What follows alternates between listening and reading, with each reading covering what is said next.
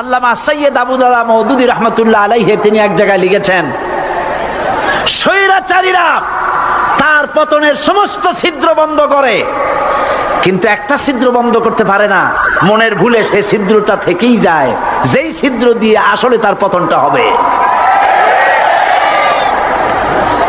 ক্ষমতায় গিয়ে মনে করে চিরকাল ক্ষমতায় থাকবো।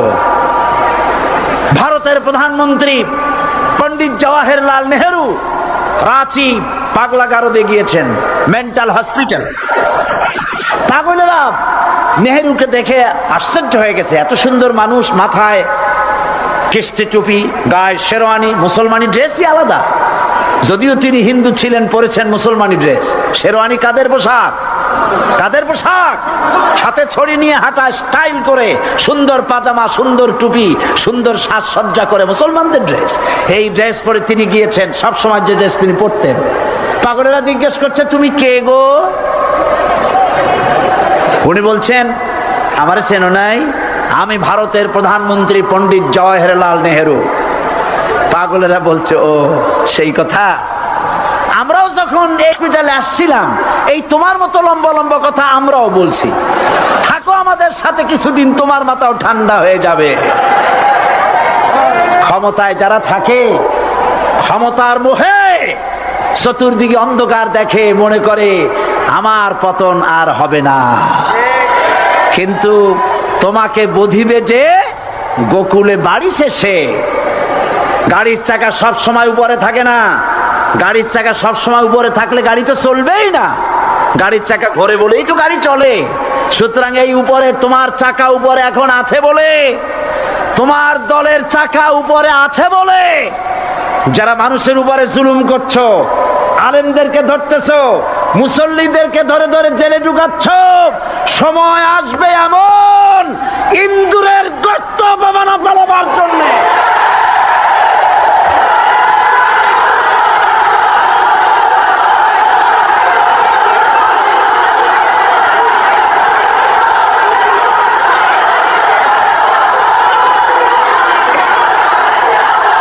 আবু জাহেলের গোষ্ঠী, আবু জাহেলের গোষ্ঠী মনে করেছে সোজা আঙ্গুলে ঘি যখন উঠলো না, আঙ্গুল বাঁকা করতে হবে। শুরু হয়ে গেল অত্যাচার, শুরু হয়েছে না? হযরত সুমাইয়া রাদিয়াল্লাহু তাআলা আনহা কি নির্মম ভাবে, নিষ্ঠুর ভাবে তাকে শহীদ করা হলো। খাব্বাব, হুবাইব, হযরত খাব্বাব রাদিয়াল্লাহু তাআলা আনহুকে দেখে হযরত ওমর একদিন বলছিলেন, খাব্বাব তোমার পিঠে এত গর্ত কেন? এত গর্তওয়ালা পিঠ আর এত চিকুন কোমর আমি তো জীবনেও দেখিনি। হযরত খাব্বাব বলেছেন, ওমর জানো না, ইসলাম কবুল করার অপরাধে, কালেমা পড়ার অপরাধে কাফির বেঈমানেরা আমাকে মারধর করেছে। যখন আমি তাদের মারে কালেমা ছাড়ি নাই, তখন আগুন জ্বালায়া আগুনের আংটার উপরে, আংটা আগুনের উপরে আমাকে চিৎ করে শোয়ায়া, আমি যেন নড়াচড়া করতে না পারি সেজন্য আমার বুকের উপরে পাথর চাপা দিয়ে রেখেছে। আগুনে গোশত পুড়ে পুড়ে আগুন ভিতরে ঢুকেছে, গায়ের রক্ত আর চর্বি গলে গলে পড়ে আগুনগুলো নিবেছে। ওই পিঠে যে গর্ত হয়েছে আজও পর্যন্ত সেই গর্ত মিটে যায় নাই। হযরত খাব্বাব রাদিয়াল্লাহু তাআলা আনহু বলছেন, বুখারী শরীফে হাদিসে ভাবে এসেছে, ওয়ান খাব্বাব বিনুল আরিত রাদিয়াল্লাহু তাআলা আনহু আন্নাহু ক্বাল শাকাউনা ইলা রাসূলিল্লাহি সাল্লাল্লাহু আলাইহি ওয়াসাল্লাম ওয়া হুয়া মুতাওয়াসসাদুন বুরদাতুন লাহু ফি জিল্লিল কাবা। আমি গেলাম রাসূলুল্লাহর কাছে, যে দেখি হুজুর বাইতুল্লাহ শরীফের ছায়ায় আরাম ফরমাচ্ছেন। আমি কাছে গিয়ে বললাম, আলা তাস্তানসিরু লানা আলা তাদউ লানা ইয়া রাসূলুল্লাহ। হে রাসূল, আপনি কি আমাদের জন্য দোয়া করবেন না? আপনি কি আমাদের জন্য আল্লাহর কাছে সাহায্য প্রার্থনা করবেন না? মার খেয়ে খেয়ে তো শেষ হয়ে গেলাম। শুনতেছেন আপনারা? আল্লাহর নবী উঠে বসলেন, বললেন, খাব্বাব শোনো, তোমাদের আগে যারা এই পৃথিবীতে এসেছিলেন দ্বীনের দাওয়াত দেওয়ার জন্য, সমকালীন রাষ্ট্র শক্তি তাদেরকে ধরত।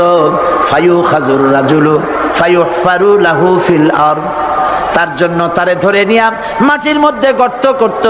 ফায়ুজআলু ফিহা, এরপরে সেই গর্তের ভিতরে তাকে কোমর পর্যন্ত গেড়ে দিত। লাকিন্নাকুম তাস্তাজিলুন, অথচ তোমরা বড্ড তাড়াহুড়ো করছো। তাড়াহুড়ো করো না, অপেক্ষা করো, ধৈর্য ধরো, মার খাও, জেলে যাও, শহীদ হও, আল্লাহর রাজ কায়েম হবেই হবে।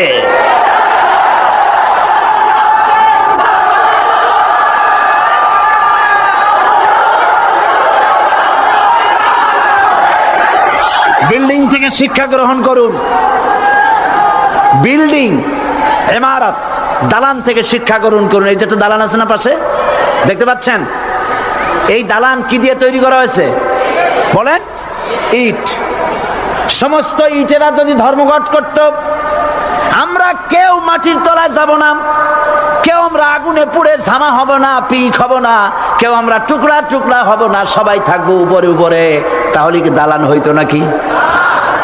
এই বিল্ডিং নির্মাণ করতে গিয়া ইটের যে স্যাক্রিফাইস, হাজার হাজার ইটকে পিক হতে হয়েছে, পুড়ে যেতে হয়েছে, খোয়া হতে হয়েছে, ভেঙে টুকরা টুকরা হয়ে 50 ফিট মাটির নিচে যেতে হয়েছে।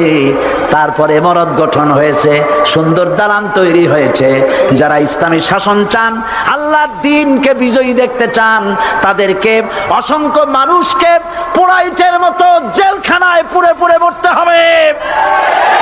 অসংখ্য মানুষকে ফাঁসির কাস্টে ঝুলতে হবে, গায়ের রক্ত দিতে হবে, শহীদ হতে হবে, তারপরে ইসলামের ইমারতটা কায়েম হয়ে যাবে।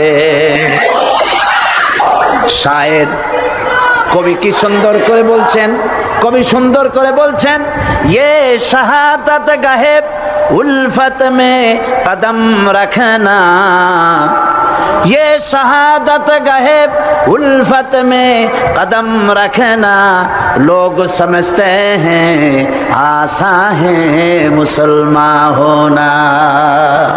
মানুষেরা মনে করে মুসলমান হওয়া খুব সহজ জিনিস। না, মুসলমান হওয়ার অর্থ হলো শাহাদাতের ঈদগাহে শামিল হয়ে যাওয়া।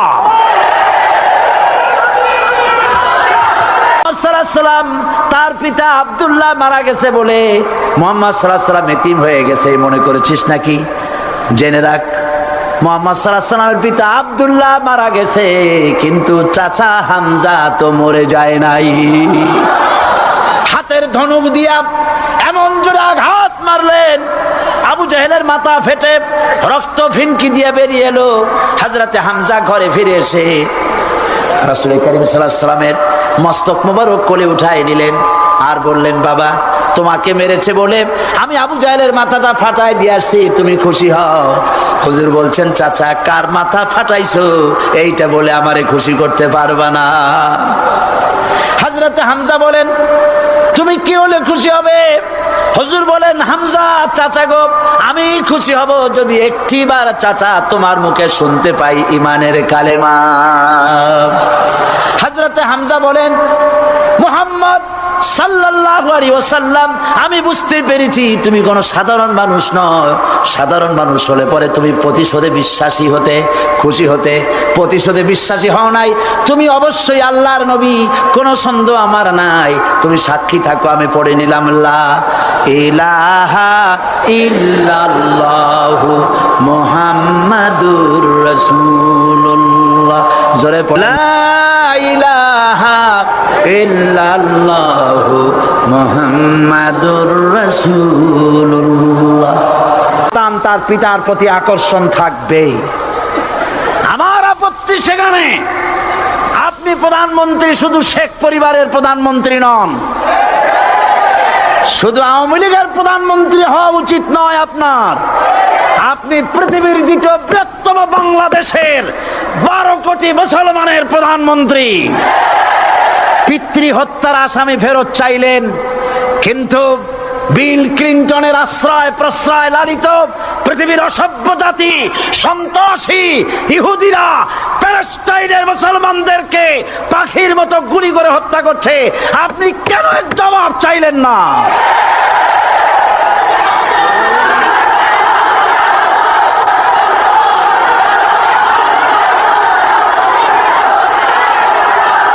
জবাব জবাব আপনি চাইতে পারবেন না, কারণ মুনাফিকদের সাহস হয় না, সাহস হয় মুমিন ব্যক্তি। বিল ক্লিনটনকে বলা দরকার ছিল, এই ইসরায়েলকে তোমরাই বসিয়েছো, মধ্যপ্রাচ্যের বিষ ফোড়ায় পরিণত করেছো তোমরা। তবে হ্যাঁ, যুরিবাত আলাইহিমুয যিল্লাতু ওয়াল মাসকানা ওয়া বাউ বিগাদাবিন মিনাল্লাহ। আল্লাহর গজব আসবে, ইহুদিরা পৃথিবী থেকে নিশ্চিহ্ন হবেই হবে ইনশাআল্লাহ। দেখেছেন তাকায়া, প্যালেস্টাইনে ইসরায়েলিরা হেলিকপ্টার, গানশিপ, কামান, বোমা নিক্ষেপ করছে, আর প্যালেস্টাইনের শিশু, কিশোর, যুবকেরা ইহুদিদের নিক্ষিপ্ত বোমা আর কামানের মোকাবেলা করতেছে পাথর দিয়ে। আমি আমার অন্তরের অন্তঃস্থল থেকে ধন্যবাদ জানাই, মোবারকবাদ জানাই খালিদ বিন ওলীদের উত্তরসূরি, খাব্বাব খোবাইবের উত্তরসূরি প্যালেস্টাইনের ওই সব যুবকদেরকে, যারা কাফের বেঈমান ইহুদিদের মোকাবেলা করতেছে ইট আর পাথর দিয়ে। আর আমি আমার অন্তরের অন্তঃস্থলের সমস্ত ঘৃণা দিয়ে আমি ধিক্কার জানাই পৃথিবীর মুসলিম শাসকদেরকে, যারা মুসলমানদের মার দেখে চুপ করে যারা বসে আছে।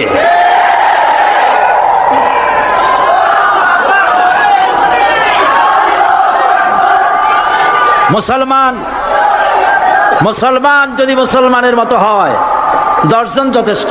কয়জন যথেষ্ট? কোথায় আছে কথা? আল্লাহ পাক কোরআন শরীফের মধ্যে বলেছেন, একজন যদি হও ইমানদার মুত্তাকি 10 জনের উপরে বিজয়ী হবে, 10 জন যদি হও 100-র উপরে বিজয়ী হবে, 100 যদি হও 1000-এর উপরে বিজয়ী করবো। জোরে বলেন সুবহানাল্লাহ।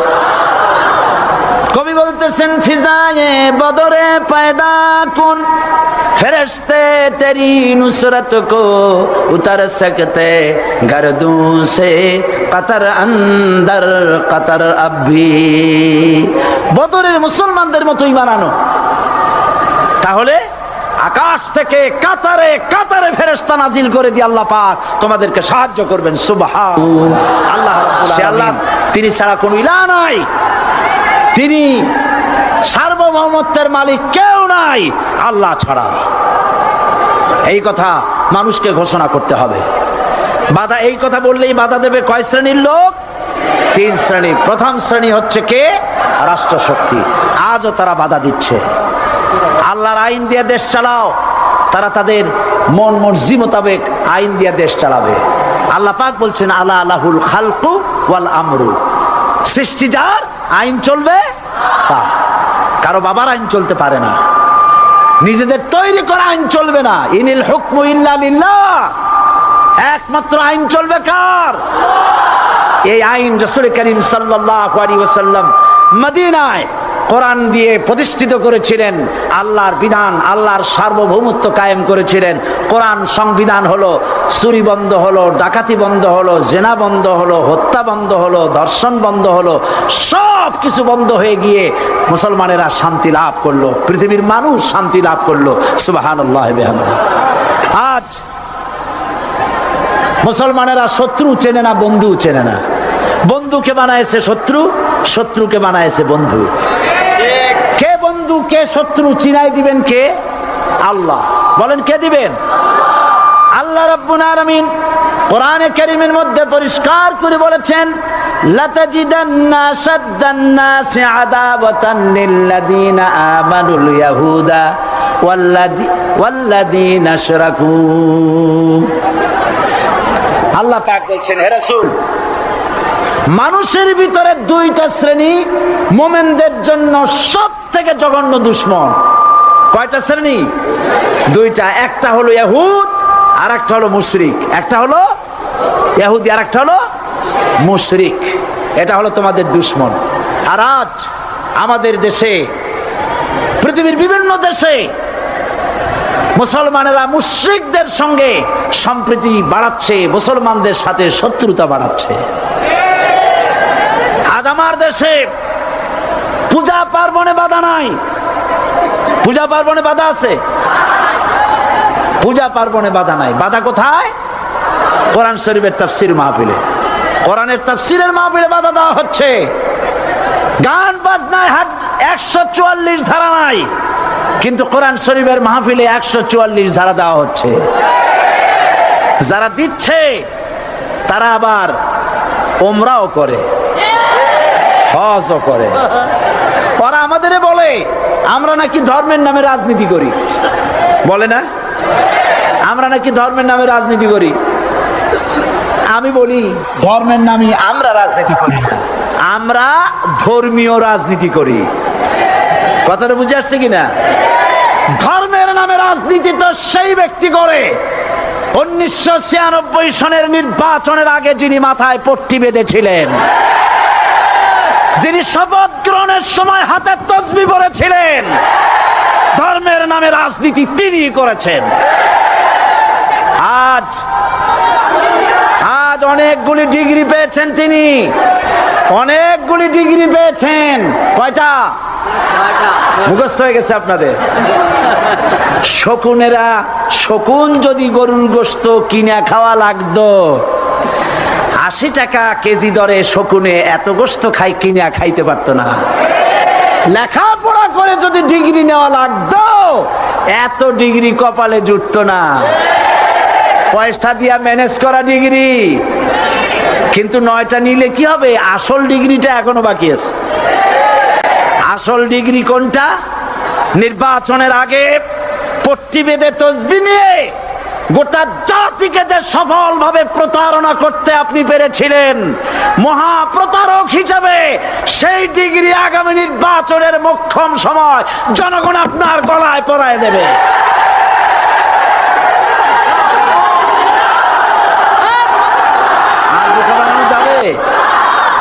তারপর বলছে কি? এরপরে বলছে, আমাকে বলছে রাজাকার। শুনে রাখো চট্টগ্রামের লক্ষ লক্ষ জনতা, পার্লামেন্টে যখন আমাকে এই কথা বলা হয়েছিল, আমার পার্লামেন্টের কলিগ জাফরুল্লাহ চৌধুরী সাহেব বসে আছেন এখানে, হ্যাঁ, জাফরুল ইসলাম চৌধুরী বসে আছেন পাশে, প্রধানমন্ত্রী সুদ্ধা, অন্তত 3 শতাধিক পার্লামেন্টের সম্মানিত সদস্যরা সেদিন বসা। 1997 সনের বাজেট বক্তৃতা যখন আমি করতেছিলাম, ডক্টর কুদরতে খোদা, নাম রাখছে কুদরতে খোদা, আসলে গজবে খোদা। এই লোকটি নাস্তিক, ইসলামের চূড়ান্ত দুশমন। তার প্রণীত শিক্ষা ব্যবস্থার যখন সমালোচনা করছিলাম, ট্রেজারি বেঞ্চ থেকে আমাকে বলা হলো রাজাকার। আমি আমার সমস্ত শক্তি একত্রিত করে বলেছিলাম, শুধুমাত্র হিন্দুস্তানের রাজাকারেরাই আমাকে রাজাকার বলতে পারে। আমি বলেছিলাম 1973 সন পর্যন্ত আমি বাংলাদেশের কোন রাজনৈতিক দলের নেতা এবং কর্মী ছিলাম না। আমি রাজাকার নই। আমাকে রাজাকার বলে যদি তাকেও প্রমাণ করতে না পারে, 10 কোটি টাকার মানহানি মামলা দায়ের করব। আমার এই বক্তব্য সারা দুনিয়া শুনেছে। পার্লামেন্টে আমার এই বক্তব্য রেকর্ড হয়ে আছে। সেদিন 3 শতাধিক পার্লামেন্ট মেম্বারের কেউ আমার চ্যালেঞ্জ গ্রহণ করেন নাই।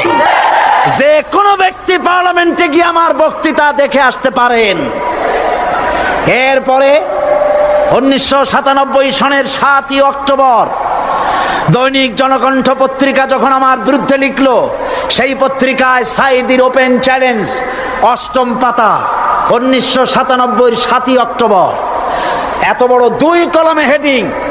সেখানে আমি বলেছি, বাংলাদেশের সকল সাংবাদিক, গোয়েন্দা বিভাগ, বাংলাদেশের সকল বুদ্ধিজীবীকে আমি আমার পিরোজপুরে আমন্ত্রণ করছি। আমার উপস্থিতিতে যদি কেউ প্রমাণ করতে পারে বাংলাদেশের স্বাধীনতা যুদ্ধের বিরুদ্ধে আমার কোনো ভূমিকা ছিল, সজ্ঞানে স্বেচ্ছায় জাতীয় সংসদের সদস্য পদ থেকে পদত্যাগ করব। 3 বছর পার হয়ে গেছে, আজ পর্যন্ত কেউ এই চ্যালেঞ্জের মোকাবেলা করে নাই। সুতরাং আমাকে যারা রাজাকার বলবে তারা পিতৃ পরিচয়হীন অবৈধ সন্তান। 1971 সনের, শোনো মুসলমানেরা, 1971 সনের কোন কাদা সাইদির গায়ে লাগে নাই। আমাকে রাজাকার বলে জনগণ থেকে বিচ্ছিন্ন করবা, জনগণ থেকে আমারে বিচ্ছিন্ন করা যাবে না। কারণ এই জনগণ আমার জন্য আসে না, এই জনগণ আসে আল্লাহর কোরআনের জন্য। বাংলার জমিনে জায়গা হবে না, এ কথা বিশ্বাস করো। বাংলাদেশের মুসলমানদের শরীরে এক বিন্দু রক্ত থাকতে শয়তানের তৈরি করা ধর্মনিরপেক্ষ মতবাদ বাংলার জমিনে কায়েম হতে দেওয়া হবে না, হবে না।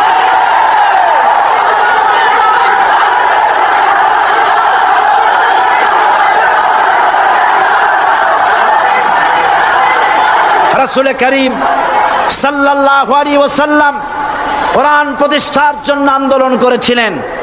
আয়াতুল কুরসি আমাদের সে কথাই শিখেছে। আল্লাহ রাব্বুল আলামিন বলেন, আল্লাহু লা ইলাহা ইল্লা হুয়াল হাইয়ুল কাইয়্যুম। প্রাণ খুলে পড়েন, আল্লাহু লা ইলাহা ইল্লা হুয়াল হাইয়ুল কাইয়্যুম। আল্লাহ হচ্ছেন তিনি, যিনি ছাড়া কোনো ইলাহ নাই, আইনদাতা নাই, বিধানদাতা নাই। আমরা মানুষের তৈরি করা আইন মানি না। 12 কোটি মুসলমানের দেশে আইন তৈরি করবে মানুষ, আমরা মানব না। পার্লামেন্টে তৈরি হতে হবে কোরআন দিয়ে, পার্লামেন্টে আইন তৈরি হতে হবে কোরআন দিয়ে। সুতরাং ভয় যতই পান আর যতই ষড়যন্ত্র করেন, 4 দল যখন একত্রিত হয়েছে, ঐক্যবদ্ধ থাকবে, সরকার ঐক্যবদ্ধভাবে গঠন হবে, নির্বাচন ঐক্যবদ্ধভাবে হবে এবং কোরআন হবে, আল কোরআনের পার্লামেন্ট হবে বাংলাদেশে।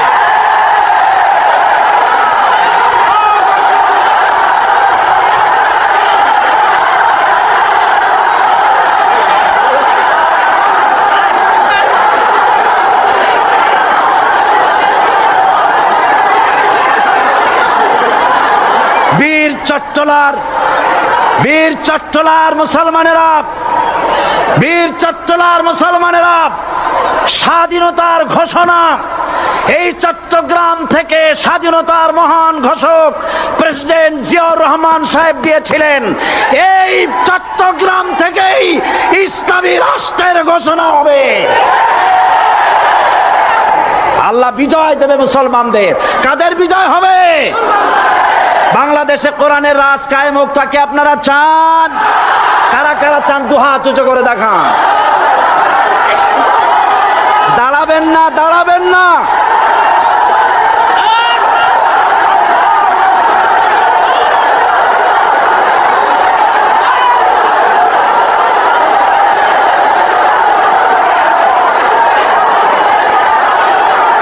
বসুন, বসুন, আবার বসেন, বসুন।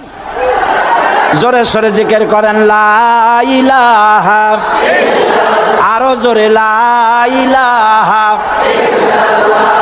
লা ইলাহা,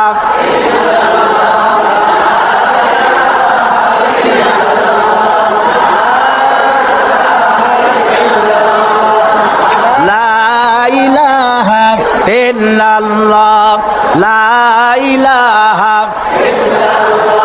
লা ইলাহা ইল্লাল্লাহ মুহাম্মাদুর রাসূলুল্লাহ। যারা যেখানে দাঁড়িয়েছেন বসুন। 3 শ্রেণীর লোকেরা আল্লাহর কালেমায় বাধা দিয়েছে। কয় শ্রেণী? একটা হলো রাষ্ট্রশক্তি, 2 নম্বরে মনে আছে ধনাঢ্য পুঁজিপতির গোষ্ঠী, ওরাও বাধা দিয়েছে। কারণ ইসলামকে বলা হয় পুঁজিবাদের আশ্রয়স্থল। নাউজুবিল্লাহ। সর্বপ্রথম ইসলাম কবুল করেছে কারা? ধনীরা না গরিবরা? কারা? গরিবেরা। সুতরাং ধনাঢ্য ব্যক্তিরা মনে করলো যে আমাদের তো সর্বনাশ হয়ে যাবে, আমরা দাস দাসী ধরে রাখতে পারবো না, আমরা মানুষকে শোষণ করতে পারবো না, যে নতুন কলেমার দাওয়াত আসছে। সুতরাং সরকারের হাতকে তারা পয়সা দিয়া শক্ত করেছে, আর বলেছে যত টাকা লাগে এই লোকগুলারে ঠ্যাঙ্গান। আজও আছে কিনা, তা আছে কিনা?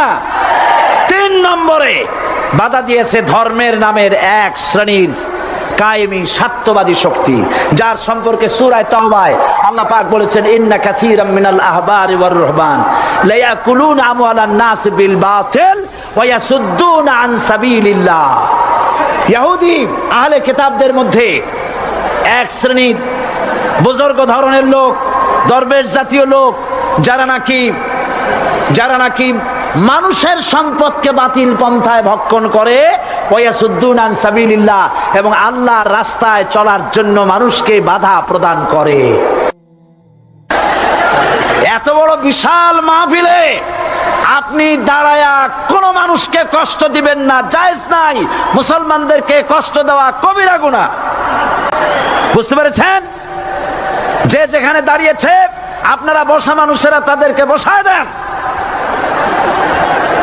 সুতরাং এই কালেমার দাওয়াত যখন হযরতে মুসা আলাইহিস সালাম দিলেন, ফেরাউন বলল, আমি তো জানি না যে আমি ছাড়া আরো কোন ইলা আছে, আইনদাতা তো আমি, তুমি নতুন কোথা থেকে আইনদাতা নিয়ে আসছো? ফেরাউন বলছে, দেখো আমারে বাদ দিয়া যদি অন্য কাউকে ইলাহ বলে তুমি মানো, আর সেই শিক্ষা যদি যে জাতিকে দাও, তাহলে আমি তোমাকে ধরে লা আজআলান্নাকা মিনাল মাসজুনিন, আমি তোমাকে কারারুদ্ধ করব, আমি তোমাকে জেলখানায় ঢুকিয়ে দেব। রাষ্ট্রশক্তি প্রথম বাধা দিল কারা? বলেন সবাই। সেই বাধা কি ওখানে শেষ হয়েছে না এখনো আছে? আছে কিনা জোরে বলেন। খুযহা ওয়ালা তাখাফ সানুঈদুহা সিরাতাহাল উলা। খুয, ধরো, লা তাখাফ, ভয় পেও না। আল্লাহ বলছেন ধরো, ভয় পেও না। ধরার সঙ্গে সঙ্গে স্বাভাবিক অবস্থায় ফিরে আসবে, আবার লাঠি হয়ে যাবে। এখন আল্লাহ বলছেন ধরো। মুসা আলাইহিস সালাম কি ভয় পাওয়া উচিত হবে? আর উচিত হবে? মুসা আলাইহিস সালাম কি ভয় পাইছিলেন?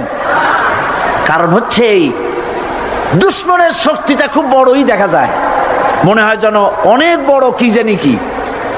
আল্লাহ পাক বলছেন, ইন্না কাইদাশ শায়তানে কানা দাঈফা।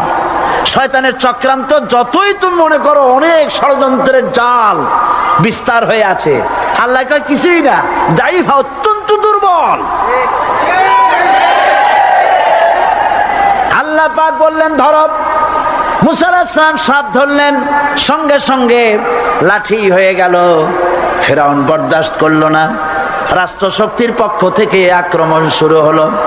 অপরাধ কি? মুসা আলাইহিস সালামের অপরাধ কি? কি অপরাধ? মাশাআল্লাহ, বুঝতে পেরেছেন। অপরাধ হচ্ছে তিনি বলেছেন লা ইলাহা, জোরে বলেন লা ইলাহা ইল্লাল্লাহ। এই কালেমাকে আজ আমরা ভিক্ষার বুলি বানাইছি। এটা হলো সার্বভৌমত্বের বুলি, এটা হচ্ছে আল্লাহ পাকের সার্বভৌমত্বের কথা। আজ আমরা মানুষের কাছে আমরা শুনি, মানুষেরা ভিক্ষা চায়, লা ইলাহা ইল্লাল্লাহ, এক মুঠ চাউল দেন, লা ইলাহা ইল্লাল্লাহ 10 খান পাই দেন। এই হচ্ছে কালেমার জিকির। আবার কেউ কেউ জিকির করতেছে লা ইলাহা আস্তে, ইল্লাল্লাহ জোরে, এমন জোরে কলব সাফ করে, কলব তাতে থাকলেও পারে গেলেও পারে। কি ফেরাউনের পাকা ধানে মই দিয়েছে নাকি? বলেন আপনারা।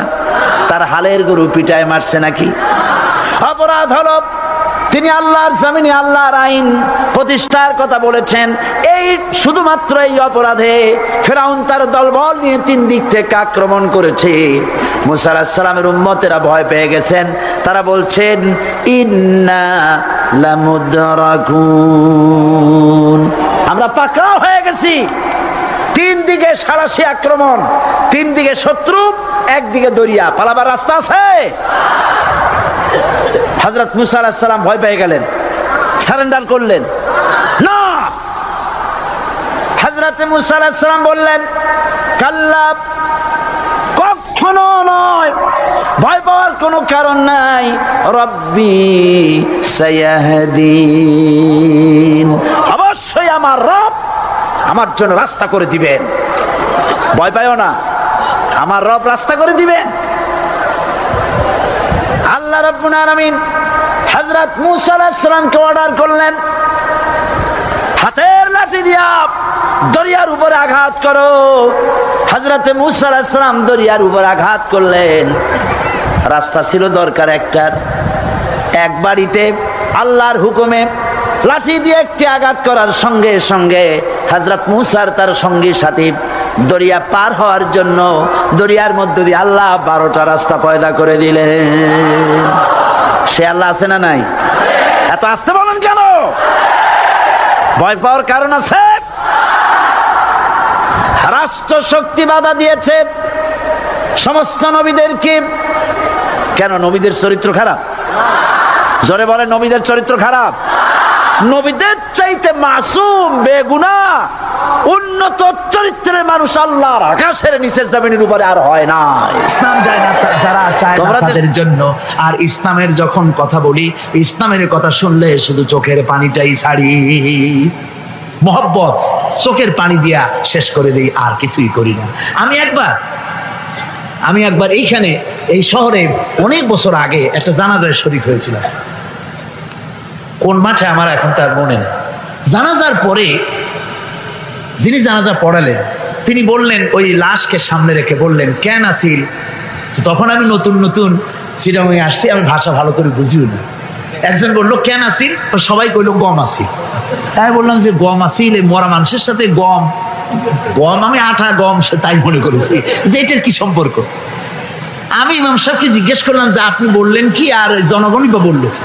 যে আমি জিজ্ঞেস করলাম যে লোকটা কেমন ছিল, তো সবাই বললো ভালো ছিল। তা বললো তো ফায়দা কি? ফায়দা এই যে সবাই বললো ভালো, আল্লাহ তারে মাফ করে দিয়া ভালো বলে বেহেশতে পাঠায় দিল। বলে আশ্চর্য কথা, আল্লাহ কি এইরকম নাকি যে একটা সুদখোর ঘুষখোর জেনাকার এ লোক ভালো না খারাপ আমি তা বলতে চাই, কিন্তু একটা লোক সে কন্ট্রাক্টর ছিল, কন্ট্রাক্টরি করতে গিয়ে রাস্তাঘাট স্কুল কলেজের রড সিমেন্ট জনমের মতো খাইছে। কথা বুঝতে পেরেছেন? সরকারি গিয়ে ক্ষমতায় গিয়ে গভর্নমেন্টের টাকা পয়সা জনমের মতো শেষ করে ফেলেছে। এই লোকটি সুদখোর ঘুষখোর জেনাকার মরে গেছে, আর আসে আপনি কইলেন যে কেন আসিন? সকল কইল গম আসিল, আর আল্লাহ বেহেশতে দিয়ে দেবে। তাহলে আল্লাহ হাকামুল হাকিমিন হইলেন কি করে? এটা কি বিচার হইল নাকি? কি করে সম্ভব? আমার বন্ধুগণ, আমরা যখন মরে যাই, মরার পরে আমাদেরকে কবরের মধ্যে রাখা হয়। কবরের ভিতরে রেখে আমাদেরকে বলা হয়, যারা কবরে রাখে তারা বলে, মৃত্যু ব্যক্তিকে কবরে রাখার সময় বলে, বিসমিল্লাহি আলা মিল্লাতি রাসূলিল্লাহ, আল্লাহর নামে রসুলের দলে উঠাই দিয়ে গেলাম। আল্লাহর নামে কার দলে উঠাইলো? রসুলের দলে। চিন্তা করেন ভাইরা, আল্লাহর নামে রসুলের দলে উঠাইলেন কারে? তার যৌবন কালে যত মিছিল করেছে, ধর্মনিরপেক্ষতাবাদের পক্ষে মিছিল করেছে, পুঁজিবাদের পক্ষে মিছিল করেছে, সমাজতন্ত্রের পক্ষে মিছিল করেছে, স্লোগান দিয়েছে, দেওয়ালে লিখেছে, বক্তৃতা করেছে, ভোট দিয়েছে, বই লিখেছে, জীবনে যা কিছু করেছে সব করেছে মানুষের তৈরি করা মতবাদের জন্য। তার ভোট ইসলামের কাজে লাগে নাই, তার ইলেকশন ইসলামের কাজে লাগে নাই, তার দেওয়ালের লেখা ইসলামের কাজে লাগে নাই, তার বক্তৃতা তার টাকা পয়সা ইসলামের কাজে লাগলো না। মরে গেছে, পরে মরা মানুষটারে উঠাইয়া বললা রাসূলুল্লাহর দলে উঠাইয়া দিলাম। এখন বলো রাসূলুল্লাহ কেন তোমার মতো মরা লাশটাকে তিনি গ্রহণ করতে যাবেন? নারীর মুক্তি, শ্রমিকদের মুক্তি, মানুষের মুক্তি, গরিবের মুক্তি, শ্রমিকের মুক্তি, বিশ্ব মানবতা, নির্যাতিত মানবতার মুক্তি আসতে পারে কেবলমাত্র জিহাদের মাধ্যমে। আল্লাহ দ্বীন প্রতিষ্ঠা করে মানুষের মুখে হাসি ফুটানো যেতে পারে। আর কোন পথ আছে? আর কোন পথ আছে? আর কোন পথ নাই। আল্লাহ যেন এই রাস্তায়, এই জিহাদের রাস্তায়, দ্বীন প্রতিষ্ঠার রাস্তায় আমাদেরকে সক্রিয়ভাবে অংশগ্রহণের তৌফিক দেন। সবাই বলুন আমিন। সবাই বলুন আমিন।